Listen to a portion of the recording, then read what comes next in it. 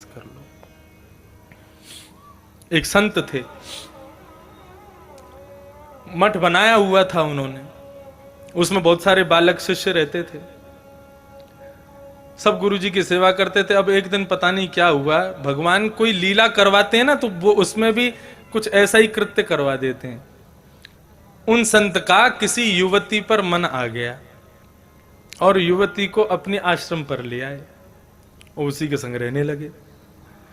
अब जैसे युवती आश्रम में आई तो धीरे धीरे करके आश्रम खाली होने लगा। बोले कि अरे अरे अरे ये तो गलत, हम फंस गए गलत महात्मा के चक्कर में। लेकिन एक उनका चेला, वो उनके चरणों को छोड़े ही नहीं। बोले कि अरे मैं तो दासानुदास बन गया। बोले क्यों? बोले मैं अब तक गुरुजी का दास था, अब गुरुजी इनके दास बन गए तो मैं इनका दासानुदास हो गया हूं। मतलब मेरे गुरुजी को जो प्रिय है वो मुझको अतिशय प्रिय है। दोनों गुरुजी और उस युवती की खूब सेवा करता था वो। उसकी सेवा इतनी प्रगाढ़ थी कि वो किंचित मात्र भी उसके, ऐसा नहीं कि केवल शारीरिक भाव से सेवा करता हो, मानसिक स्थिति में भी वही था कि ये मेरे गुरु हैं, ये जो करेंगे वो गलत नहीं हो सकता। उसके इस भाव से एक दिन भगवान बड़े प्रसन्न हो गए। भगवान बोले भैया ऐसी अटल विश्वास तो हमने किसी में नहीं देखा। अर्धरात्रि का समय भगवान ने विचार किया भाई ऐसे भक्त को तो वैकुंठ में रहना चाहिए, कहीं धरती पर इसके लिए निवास उचित नहीं है। गरुण जी को आदेश दिया, गरुण जी पर अविराजित होकर शंख चक्र पद्म धारी नारायण भगवान तुरंत पधारे और पधार करके उसको दर्शन दिए, उसको उठाया। बोले हाँ जी कौन? बोले मैं नारायण हूं साक्षात। चरणों में प्रणाम किया। बोले भैया बड़ी कृपा की प्रभु, आपने आज दर्शन दिए, कैसे आगमन हुआ आपका इस दास पर उपकार कैसे किया?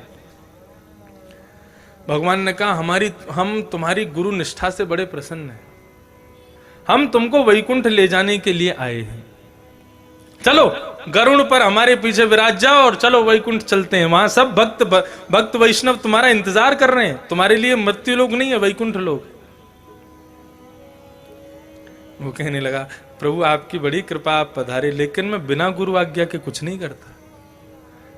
मैं गुरुजी से आज्ञा ले लूं, यदि वे कह देंगे चले जाओ तो मैं तुरंत आ जाऊंगा आपके संग। भगवान बोले जय हो भैया तेरी गुरु निष्ठा। बोले जिस गुरु की निष्ठा से आप प्रकट हुए उन गुरु की आज्ञा तो मैं ले लूं। जाओ। अब गुरुजी सो रहे थे कक्ष में, चला गया, उठाया। क्या बात है? गुरुजी एक आज्ञा चाहिए। बोले आधी रात में क्या आज्ञा चाहिए? सुबह लेना। अरे गुरुजी मैं तो आपको उठाना नहीं चाह रहा था, लेकिन कुछ ऐसी आज्ञा चाहिए, आप सो जाना, बस एक बार हाँ या ना में उत्तर दे देना है। गुरुजी बोले क्या बात है बोलो। बोले साक्षात जगत नियंता जगदाधार पर ब्रह्म नारायण गरुण पर अविराजित होके हमको लेने आए हैं और कह रहे हैं तुम वैकुंठ चलो। हमने कहा भैया गुरुजी से पूछ लें, आप आज्ञा कर दें तो मैं आपकी सेवा में कोई कमी रह रही हो, कोई काम मेरे लिए रह गया हो तो आप बिल्कुल मना कर दें। निस्संदेह मैं मना कर दूंगा ठाकुर जी को। मैं कह दूंगा भैया अभी गुरुजी को मेरी जरूरत है, मैं नहीं जा सकता, आप आज्ञा करें तो मैं चला जाऊं, और आपको यदि मेरी जरूरत हो तो बिल्कुल कह दें, मैं बिल्कुल नहीं जाऊंगा। गुरुजी बैठ के कहां है नारायण? बोले बाहर खड़े हैं, देखो जंगला में से देखो, ये गरुण जी खड़े हैं, उनके उस पर बैठे हैं शंख चक्र गदा पद्मधारी। गुरुजी बोले हमको तो दिखाई नहीं दे रहे, तुमको कैसे दिख रहे हैं ये? आपको नहीं दिख रहे? बोले नहीं दिख रहे। बोले रुको मैं अभी कह के आता हूं। बाहर गया दौड़ा दौड़ा। बोले सुनो। बोले हाँ। गुरुजी आज्ञा तो दे देंगे जाने की, लेकिन वो कह रहे हैं पहले हमको दिखो। भगवान बोले तुम्हारे गुरु को तो उसको दर्शन देंगे हम? उसके कर्म इतने खराब हैं, कृत्य इतने दूषित हैं, ऐसे गुरु को दर्शन नहीं देंगे।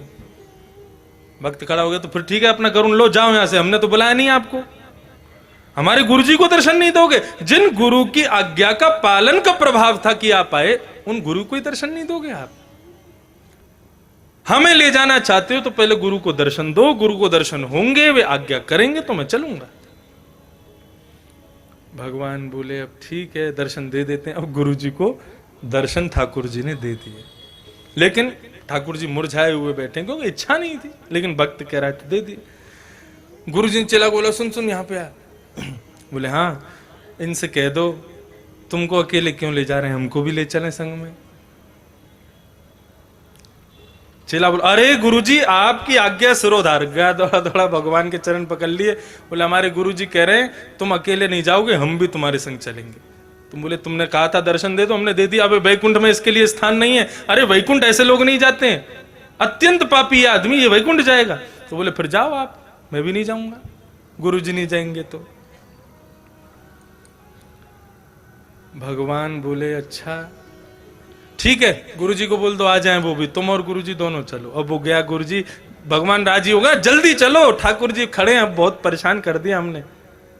गुरुजी उस युवती को देखने लगे, बोले ये अकेली कहां रहेगी बेचारी, बेटा इस पर भी कृपा करवा दो। अरे गुरुजी आपने आज्ञा कर दी, दौड़ा दौड़ा भगवान के पास गया। भगवान बोले अब क्या है? बोले हमको ले जाना चाहते हो? बोले इसीलिए तो आए हैं, वैकुंठ के सारे काम छोड़ के आए तुमको लेने। बोले देखो हम प्रेम करते हैं गुरुजी से और गुरुजी प्रेम करते हैं उनसे, हम गुरुजी के बिना नहीं जाएंगे, गुरुजी उनके बिना नहीं जाएंगे, उनको भी ले जाना पड़ेगा। भगवान गरुण जी से उतरे, उसके पांव पकड़ लिए, भैया तेरे जैसे भक्त यदि हर मठ महत्व हो जाए, पूरे विश्व को ही वैकुंठ में ले जाए।